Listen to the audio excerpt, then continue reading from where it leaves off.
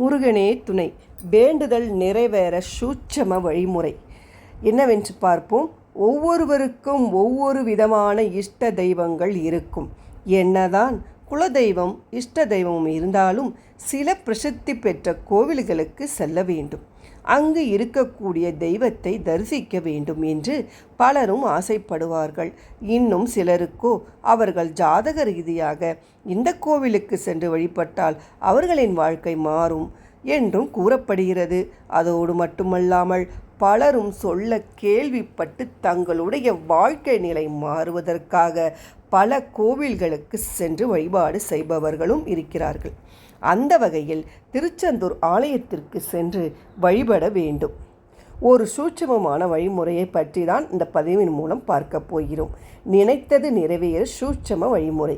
ஒவ்வொரு கோவிலுக்கு செல்லும் பொழுதும் அங்கு இருக்கக்கூடிய தெய்வத்திற்கு ஏற்றவாறு நம்முடைய வழிபாட்டு முறையும் மாறுபடும். அதுபோல் நாம் வாங்கி கொடுக்கும் பொருட்களும் மாறுபடும். இதோடு மட்டுமல்லாமல் இன்னும் சில ஆலயங்களுக்கு செல்லும் பொழுது அங்கு இருக்கக்கூடிய வழிமுறைகளை பின்பற்ற வேண்டும். அந்த முறையில் தான் திருச்செந்தூர் செல்லும் பொழுது மேற்கொள்ள வேண்டிய வழிமுறையை பற்றி தான் தெரிந்து கொள்ளப் போகிறோம்.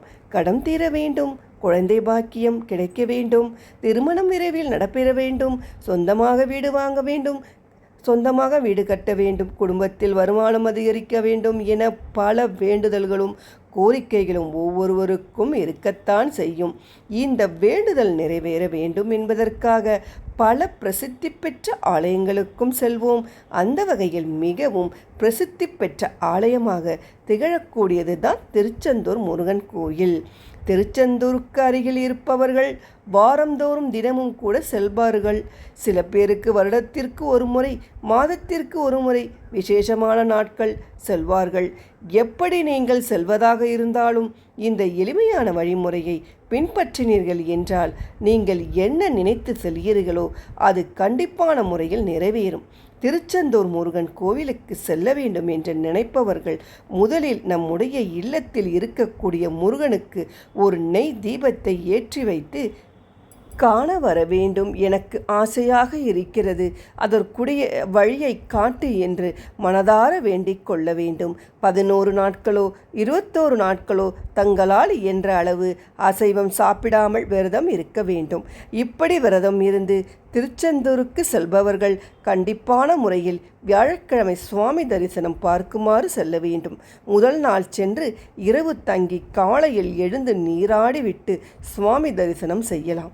அப்படி இல்லை என்றால் வியாழக்கிழமை காலை சென்று கூட நீராடிவிட்டு சுவாமி தரிசனம் செய்யலாம்.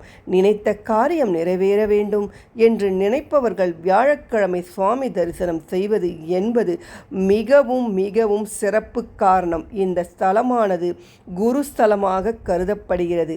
குரு பகவானுக்குரிய கிழமையாக கருதப்படுவது வியாழக்கிழமை. அதிலும் குறிப்பாக குரு ஓரையில் சுவாமியை தரிசனம் செய்வது என்பது மிகவும் மிகவும் சிறப்பு. வியாழக்கிழமை குரு ஓரையானது காலை 6 மணியிலிருந்து 7 மணிக்குள்ளும், மதியம் 1 மணியிலிருந்து 2 மணிக்குள்ளும், இரவு 8 மணியிலிருந்து 9 மணிக்குள்ளும் இருக்கும். இந்த நேரத்தில் குரு பகவானையும் முருகப்பெருமானையும் தரிசனம் செய்தோம் என்றால் கண்டிப்பான முறையில் நாம் நினைத்தது நடக்கும்.